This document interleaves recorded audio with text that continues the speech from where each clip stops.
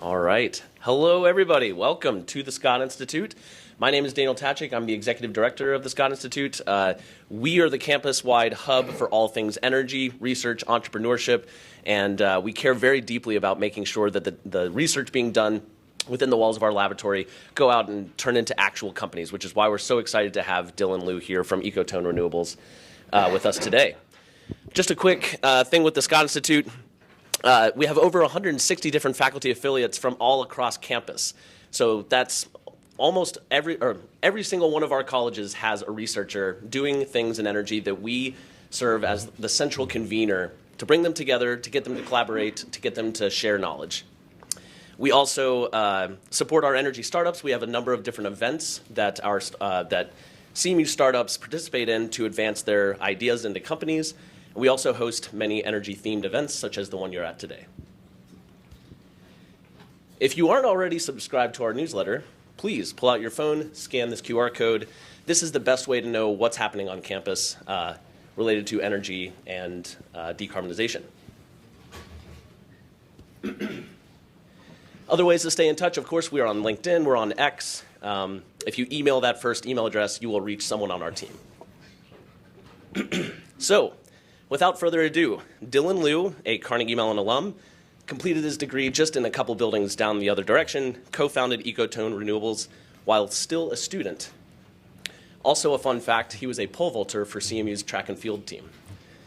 But more importantly, his leadership has driven his company, Ecotone Renewables, to create cutting-edge solutions in sustainable waste management, earning recognition like the 2022 TransTech Energy Showcase Award. Dylan was recently recognized by CMU's College of Engineering for Outstanding Achievement, which is a big deal. It's an award which celebrates trailblazing accomplishments for alumni from the past decade who have made extraordinary strides in their companies.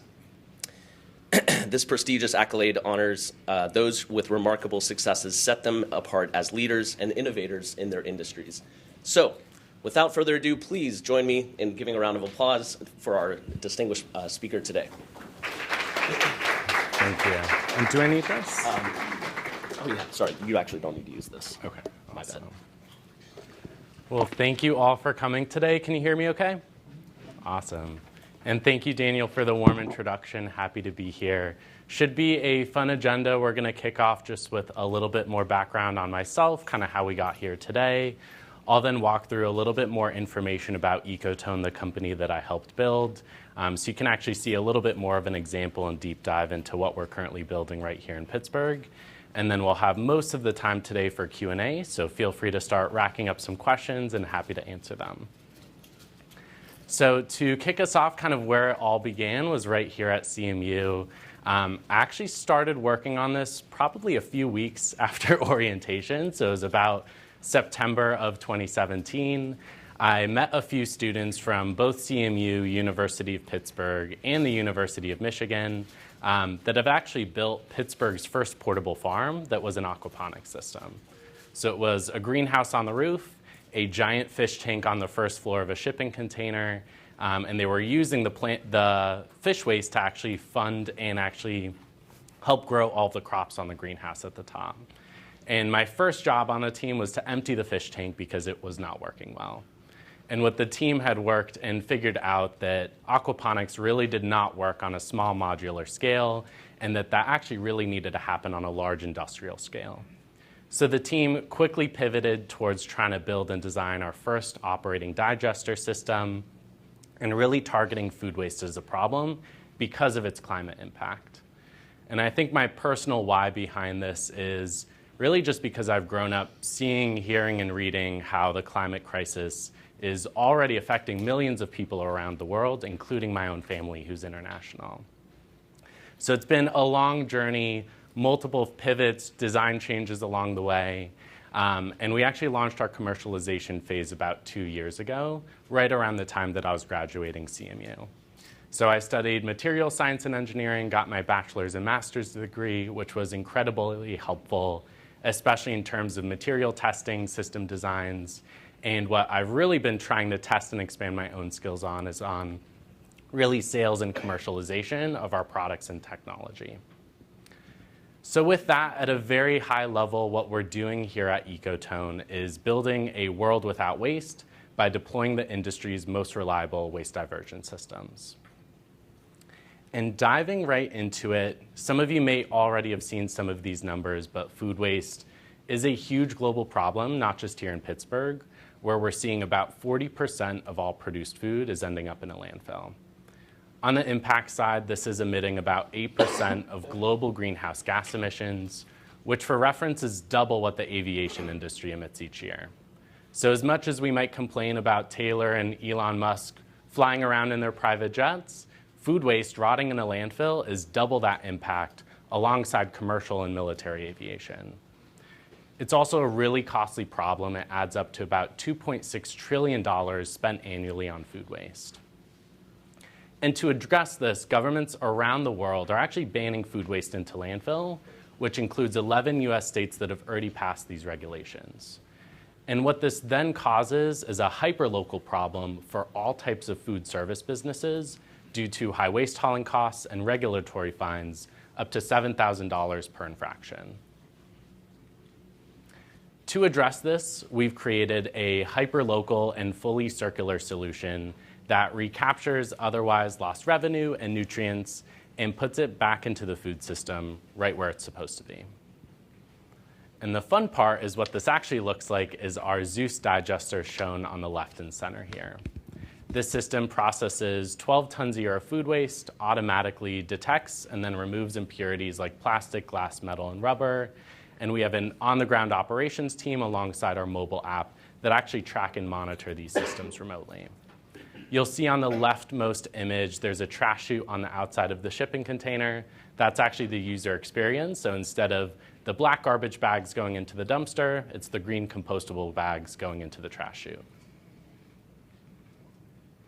This system produces biogas to help power itself, as well as the production of our signature soil sauce fertilizer, which is a carbon-negative liquid fertilizer in about 50 retail locations. Half a dozen farmers use it as well. And we typically sell this in large-scale commercial orders, as well as those retail and direct-to-consumer sales.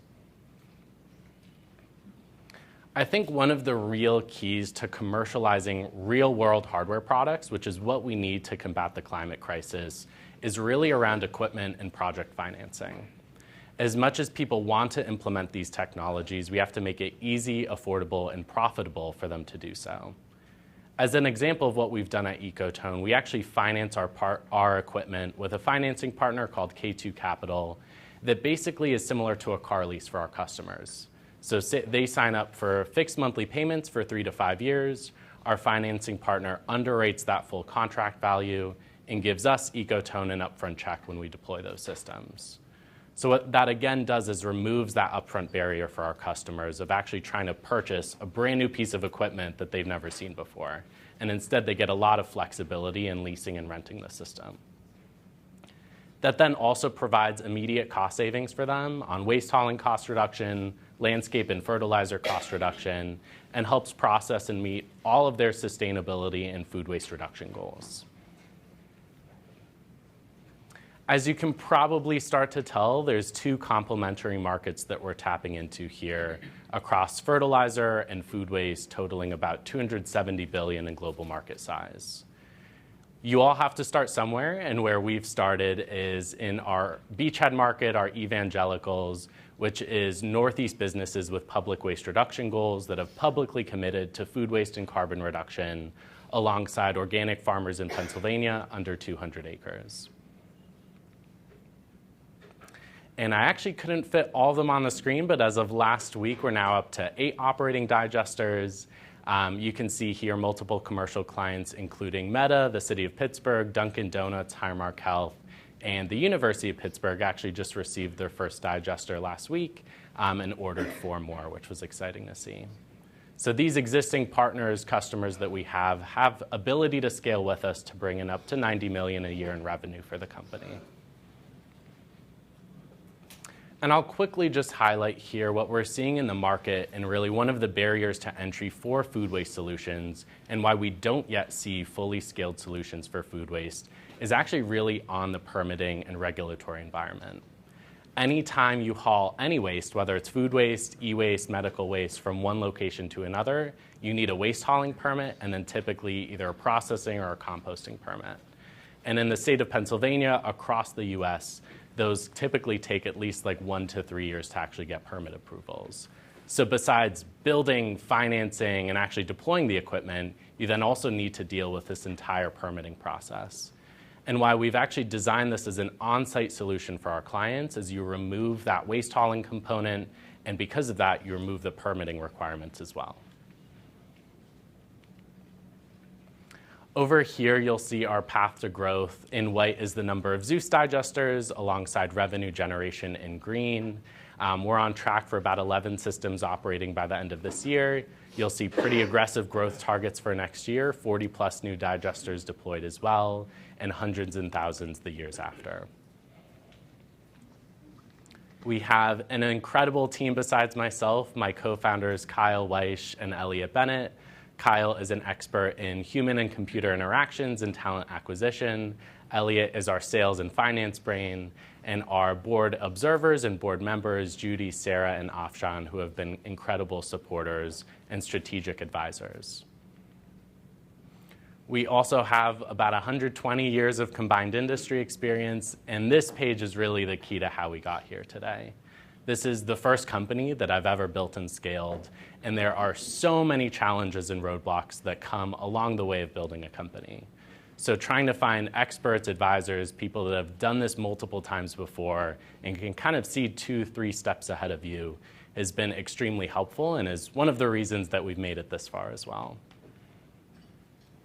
So with that, I will open up for questions. I wanted to leave a majority of our time today for more discussions, Q&A. So appreciate everyone joining together. And together, let's turn the food waste of today into the nutrients of tomorrow. Thank you. I'm going to steal for a second. Go ahead. I'll be the first question. You are a student here, obviously, and I think what we at Carnegie Mellon, this is for the video.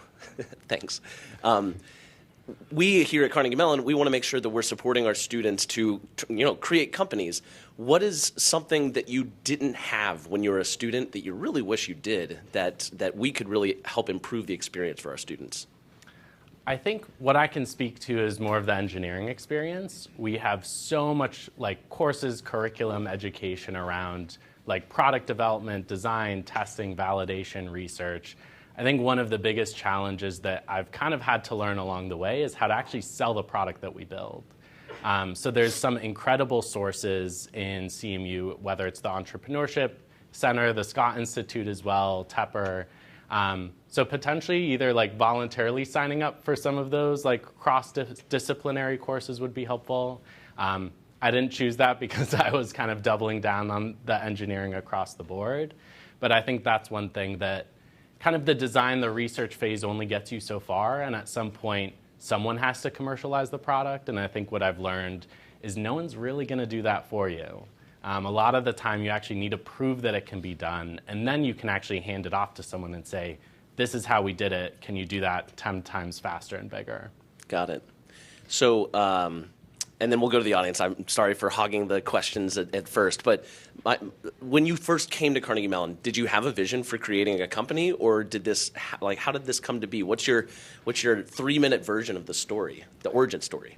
Yeah, I think that I did not know that I was going to join a startup company in an existing project. I think since my very early childhood, I always knew that I wanted to work on inventing products and designs. To my mom's horror, I was basically a little bit of a pyromaniac as a child. So would basically do controlled burns of different materials in my pots and pans in the kitchen. So that's probably where it all started originally. But I think that as I continued to kind of learn more about the food waste problem in the world, what the Ecotone team was trying to build, I saw a really exciting opportunity in trying to put together a reliable and then clean and easy to use solution for that. I did consider becoming a chef at one point. I've always been obsessed with food. So it's kind of the perfect combination of trying to have a real world impact and kind of incorporating that food experience too. Great. Yeah. Thanks for visiting us today, Dylan. I have a question about the intellectual property that underpins the company. Can you tell us about that? Yeah, definitely. So we have 2 pending utility patents. We're actually on track to get our first one approved within a month or 2, which is really exciting. One is on the overall system design, and the second is on our sorting system. So I didn't really dive too much into the technology yet, but it's an anaerobic digester that is basically a small-scale version of what we typically see. So it's exactly how our stomachs work. You're using millions of bacteria, fungi, microbes to basically break down the food waste for us. And we're just doing this on like a larger industrial scale. So we've kind of seen 2 different scales of this technology. There's the home size versions like Mill and Lomi. Sometimes they're more dehydrators than digesters. And we have these huge like $50 million systems. So Penn State has one, Ohio has a few as well. And what we really saw as a gap in the IP landscape as well as in the market is in these mid-sized systems that can actually address like a single building and facilities needs. So kind of the scale, the modularity, and also kind of the automation of the system is really where like the novelty of our IP starts. And the second patent is on our sorting system. So that's using machine learning, basically a camera sensor, and our ML program to actually detect, categorize, and report out exactly what our customers are wasting. So every single month, our customers actually get a waste diversion report, which shows them exactly what they wasted, what's the carbon tied to that. And the goal and what we're testing right now is actually, can that help reduce their purchasing costs and reduce food waste at the source? Did that answer your question? It was a bit long-winded.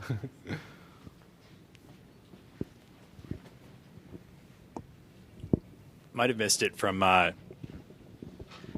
can hear you. Earlier, but just wanted to understand what the break-even is like for carbon emissions. So, what the carbon input is versus how long it takes you to break even with one Yeah, system. definitely. The overall number is around 120 tons of CO2 emissions diverted per system per year. A majority of that is reducing methane emissions from landfill. There's small components that are coming from the transportation steps. That's probably about like 10 or 15%. And then another small percentage, similar amount, from basically replacing synthetic fertilizers. So a lot of the fertilizers we use kind of around the world are actually based off like nitrogen, fixed fossil fuels that they're using to power that Haber-Bosch process. And so this is actually a replacement of that process. But again, the biggest piece is reduced methane from landfills. Did that answer your question? Yeah, and more just like also how long it takes, like what the carbon input is for building one system versus the break even. Great question. We have yet to give like a final number on the production side, probably because we changed the design like every 12 to 18 months or so. So happy to follow up when we have a final number on that. But so far it's been using like a lot of off-the-shelf components, mostly actually a lot of like PVC components as well, which is interesting because a lot of our like large-scale competitors are using a lot of stainless steel. So as we well know here in Pittsburgh, steel is an incredible material, but it's also really carbon intensive to mine, fabricate, and then actually use. So what's interesting is if you're actually able to use plastics in a very specific way, and also a way that you're using like the full lifespan of that material, like 20 years plus, those carbon emissions and embodied carbon is a lot lower compared to some of the steel and metal alternatives. Just a quick note about this microphone. Unfortunately, it doesn't project to the room, but it's being used so it shows up in the video that we post to YouTube later. Hi, Dylan. Thank you for a great presentation and like walking us through all the great work you've done. We heard about what you wish CMU had for you, but I'm curious to know what you did right outside of your coursework and like the academic rigor. Were there some additional programs that helped you take the company to where it is now? Yeah, definitely. I think one of the biggest pieces of support that especially my advisor, Paige, in the MSc department provided is actually like course credits for external research work. So in the very early days of our development, where we didn't even have our first like product, or we're just trying to like test how the initial ones performed, I was actually able to get basically like a research professor in my department that was advising me on kind of these specific research projects, almost like very bite-sized chunks of either system design, testing, validation. And that actually basically provided like time and capacity in my schedule to actually continue to develop the company. So I think that was one of the really helpful pieces. I think the other is kind of the combined bachelor's and master's degree programs, especially in the engineering school, was really helpful. I've been asked many times if I'm ever going to go back for like an MBA and PhD, and not anytime soon I'm planning for that. But that was really helpful to be able to do a combined coursework program. So I could kind of do like all of the school curriculum work in one chunk, and then really work on and focus on the commercialization of my own company afterwards. Hi, Dylan. This is Sushant. So my question mainly lies around when we talk about food waste, right? Ultimately, it comes down to segregation of food waste from other waste. So can you throw some light upon the responsibility? I work for a restaurant business, and I see how challenging it is, although we as a restaurant have implemented different practices for compostable and non-compostable and landfill. But we don't see the consumers trying to adapt to this particular philosophy of ours. And it ultimately comes down to how we are going to segregate it.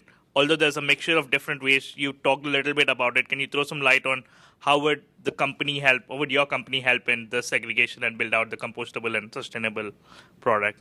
Definitely, yeah. So we've done extensive customer discovery on this, and what we found that it actually doesn't matter how much education, training, amazing signage my marketing team puts together as well. People are always going to put at least 3 to 5% random objects into food waste stream. Common objects we see are like utensils, condiment containers, nylon gloves as well, especially in the food service space. So I think the real answer is, how do we make this easier for the employees, for the staff, for the customers to dispose of this waste? They're going to try what they can, but their job is to provide great food and experience to their own customers. So I think that's really what we've been focused on is, yes, giving them separation like buckets, clear signage on what they should be doing, but also building a system and process in place that can handle when they make mistakes or don't have time to fully deal with it. So that's really where our ML and waste separation press kind of come in, is actually detecting when there are impurities and then physically removing them when there are.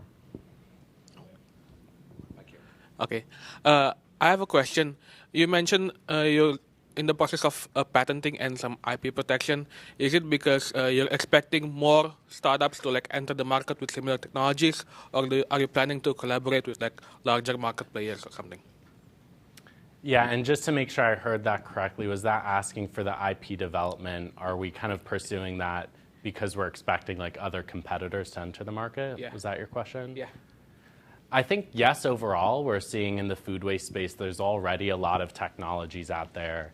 I think as we continue to scale, there's potentially going to be copycats that try to come out. That's usually a positive indicator that you're doing pretty well and doing the right thing.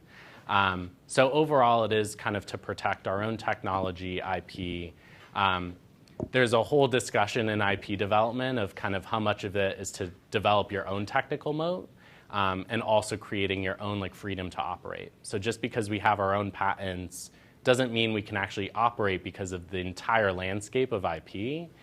So that's something that's really about building a continuously expanding IP portfolio that you can continue to kind of protect yourself and your freedom to operate the technology. Hi, I just wanted to know how much time did it take from the ideation to commercialization to getting your first grant? Like, are there various avenues that you looked at? Did you pitch at various like competitions, or did you apply for any small business innovation grants, or some inputs that you can give for the future entrepreneurs? Yeah, Thank you. Definitely. So it was about 2 years, I would say, from like the first idea to when we actually built our first prototype of a biodigester. Then it was probably another 2 to 3 years to actually get to our first paid customer. I think something we noticed in the early days is we performed very well on kind of pitch competitions, winning prizes through those that kind of funded like the first physical system build. We've done abysmally bad, to be completely honest, on grants. We've probably applied to like 20 or 30. We have yet to receive one. So I'll keep you updated when we finally do, but I think what we found is you really actually need to know exactly what they're looking for. Sometimes you need to actually like somehow meet the people that are reviewing those applications as well.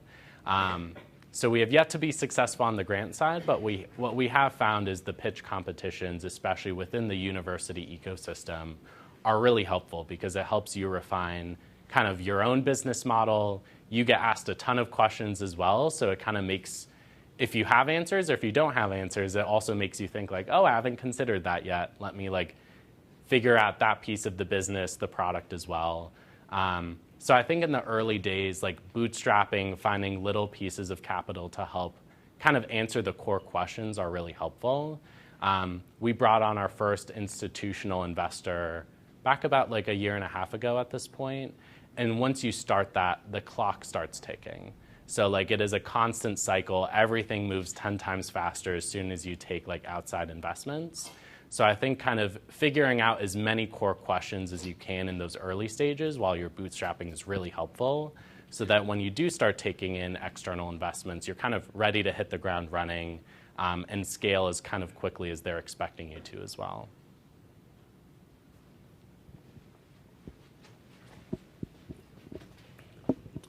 Can you speak a little more to like, I know generally in digesters the outputs like the natural gas or methane. Can you speak a little more to like, I guess the outflows from your system, and I guess is that just going back straight into the system, or what's happening with that? Yeah, great question. So we're producing a biogas. It's right now about like a 60 to 70% methane concentration. For reference, what we see in like a natural gas pipeline is like 94, 95% plus percent methane. So it's pretty much like a very low grade biogas that we're producing. We've pretty much tested every use case at this point. We've used retrofitted generators to turn it directly into electricity. We've used water heaters to turn it into heat to keep the systems running year-round, especially in the winter. And right now, we're also experimenting with potentially like containerizing it, almost providing it similar to those like natural gas containers that you get for your barbecue. So there's a bunch of different options on how to use this. It's almost like an extra bonus for our system. So it's a way to reduce our own energy usage and needs. Eventually, we want to get these systems to be completely off-grid. We're not there yet. One of the next pieces we're also testing is what's called a Stirling engine. So it's also a way to turn the biogas into heat and electricity. What's interesting to see across the board in like the biodigestion market is that most biodigesters are actually focused on the biogas production. So those big like $50 million systems that I mentioned, a lot of them are using actually like animal cow manure as the feedstock, and their main revenue source is actually the biogas that's being produced from that. But what we've seen with a ton of experts in this field is even with a lot of the government incentives currently in place, and who knows what's going to happen to those these next few years, the unit economics still don't work. Like the levelized cost of electricity for those systems and just kind of the comparison to like the big natural gas powered plants, the oil refineries as well, we're not quite there yet. And what we found has actually been a much more profitable revenue stream and byproduct is actually the fertilizer. So that's really the quality byproduct that we're focused on monetizing. And we see the biogas as kind of an extra perk, a way to reduce our own energy usage, potentially build new product lines as well. But we don't see that yet as kind of the main driver for our unit economics.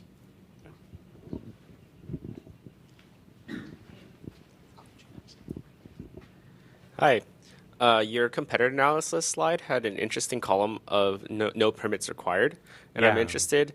Are there any limitations to where you can install the systems, either across municipalities? And I also noticed, if I interpreted it correctly, the like generic composting section didn't have that checked. So are there any limitations that your system can bypass?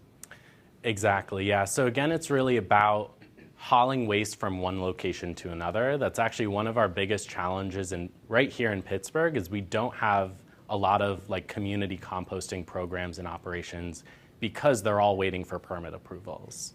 So they are hauling waste from like local restaurants, other facilities to a composting location. So they need a permit approved for those, and there are a ton of limits on where they can place those systems because of runoff, pests, odor. What we've seen with our digesters is because, again, they're on site, you don't have that hauling component. And because we're not just like open air composting, we don't have any regulations around that. So that's kind of why we've designed the system in the way that we have, is to make it that we can actually operate without the need of like government permit approvals. I have a quick question about the scale-up process. Any bio-based system is difficult to control and scale up. So, just curious to what kind of controls you have in a digester. Is it controlled? Is it open? Like, just curious. Yeah, great question. You are exactly right. Biological systems are notoriously finicky, and that's actually a big problem in the industry right now as well. As Penn State's biodigester, for reference, has been out of commission, I think, for like 6 or 9 months. Why that happens is because of what's called stomach souring.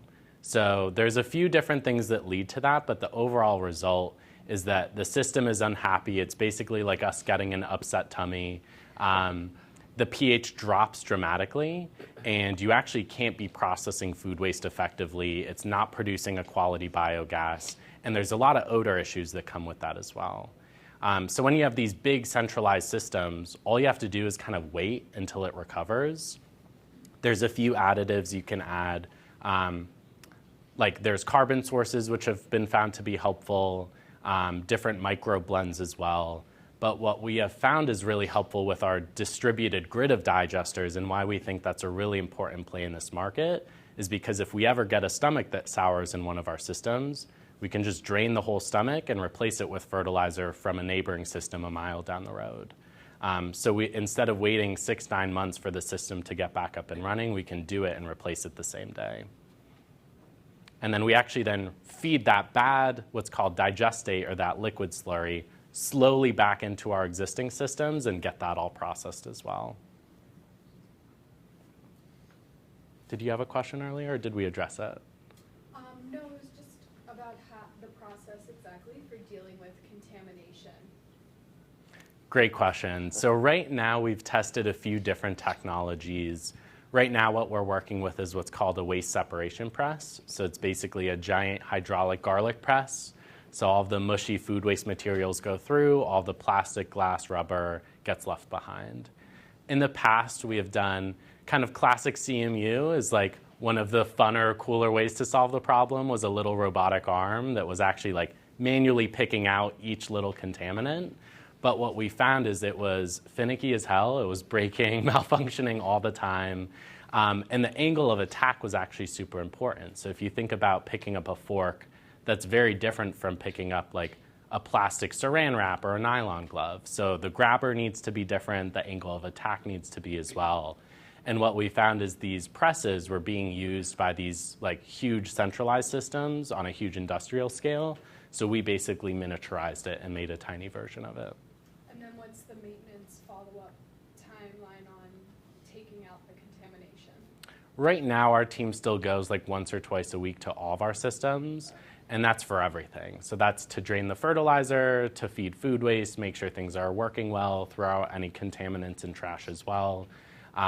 So right now, kind of the main metric that I look at as the CEO is kind of how many digesters can one person manage and oversee.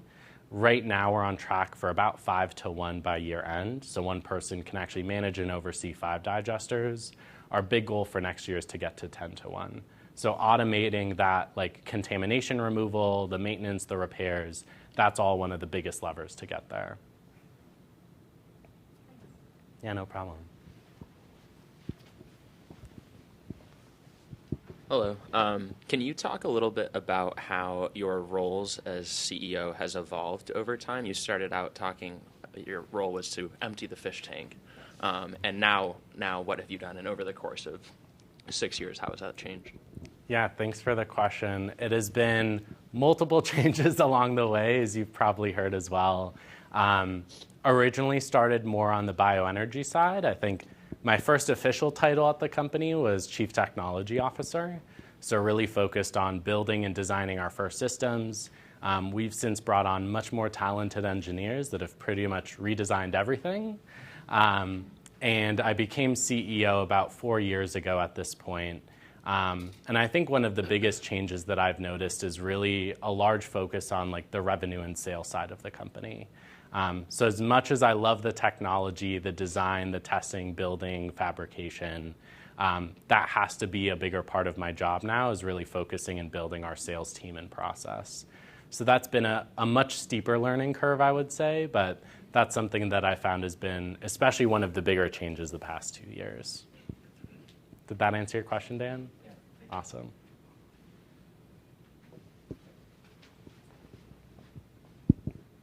Hi, Dylan. My question is regarding, you said that the connections or the advisory group that you had made what you are today. So at CMU, how did the connections help, or how did you initiate forming the connections or the group that you are working with today? It is cold outreach. I wish there was a way to make things faster and easier. I think a good example is our fertilizer sales advisor. I just sent him a message on LinkedIn saying, hey, I'm trying to figure out how to commercialize a fertilizer product. I see you've done it many times. Are you open to like a quick 15-minute phone call just to like pick your brain and ask a few questions?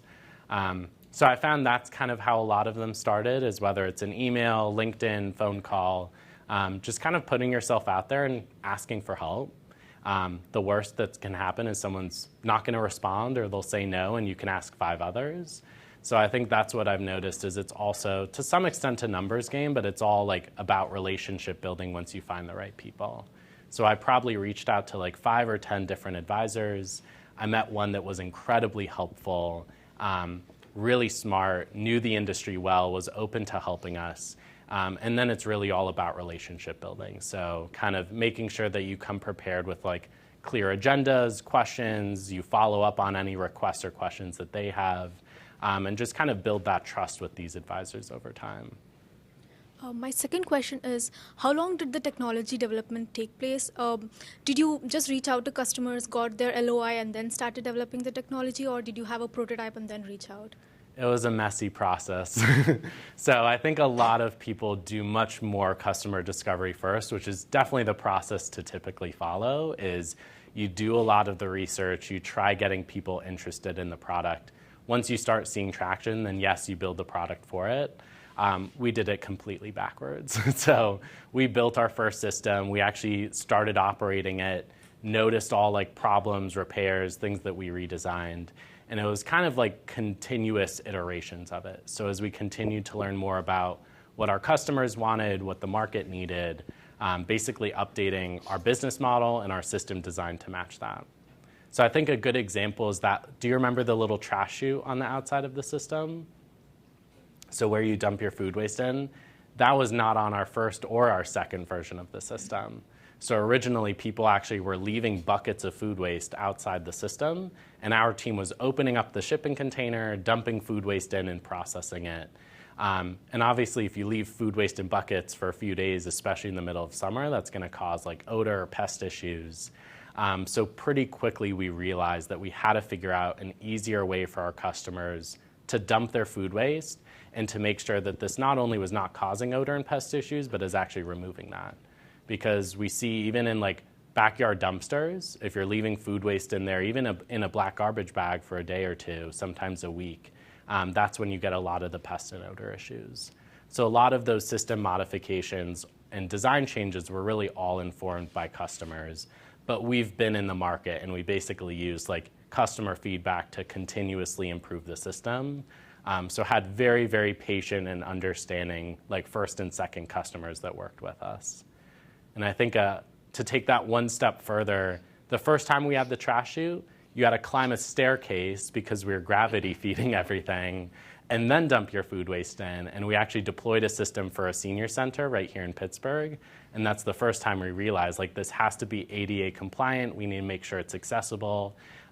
So we lowered the trash chute, made it ground level, and then basically told our engineers, like, we're going to need to figure out a way to make this work because this is what the customers need. So not a clean development process. I would say lots of iterations and changes along the way.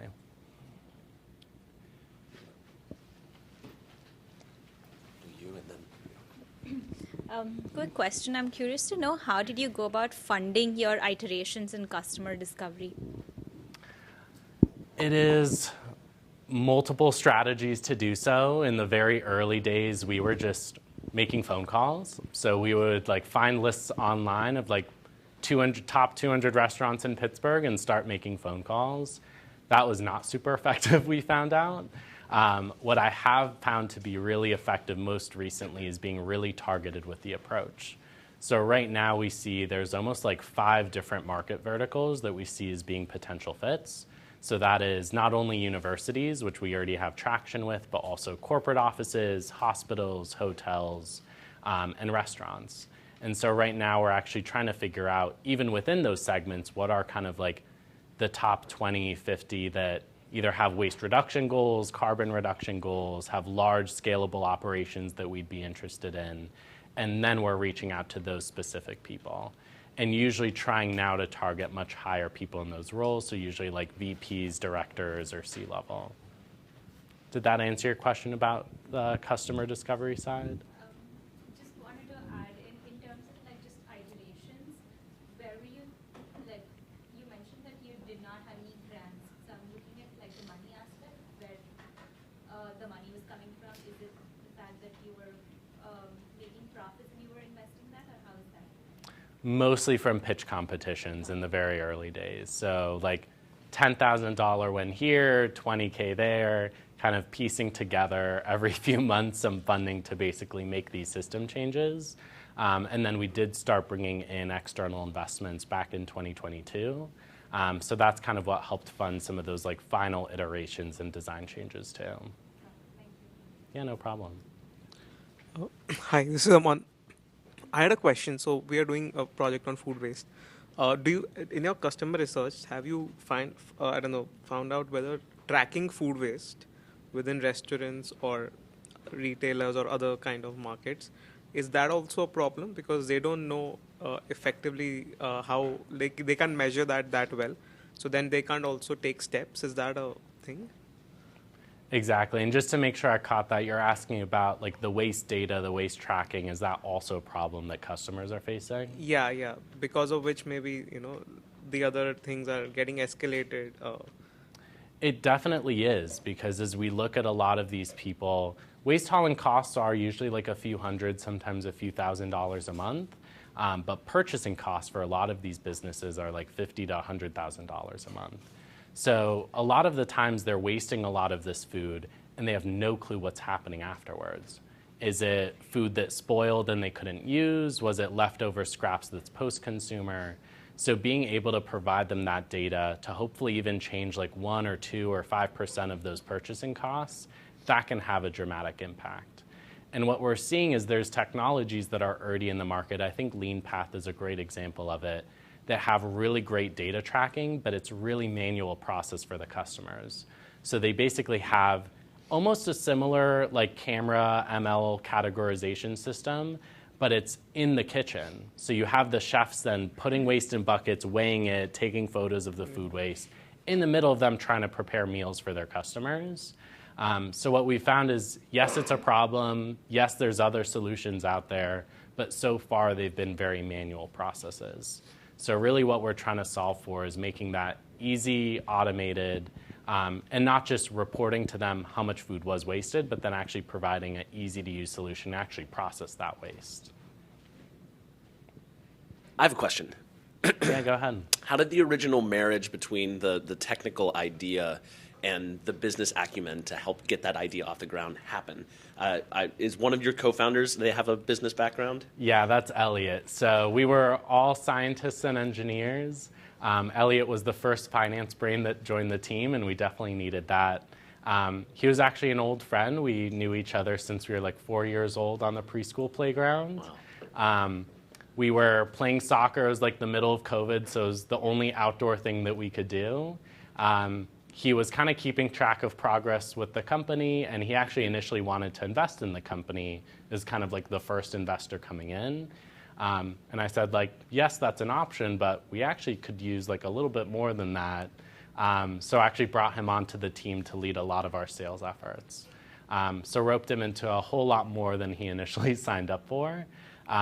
But that was really helpful and really actually starting to bring in our first few customers.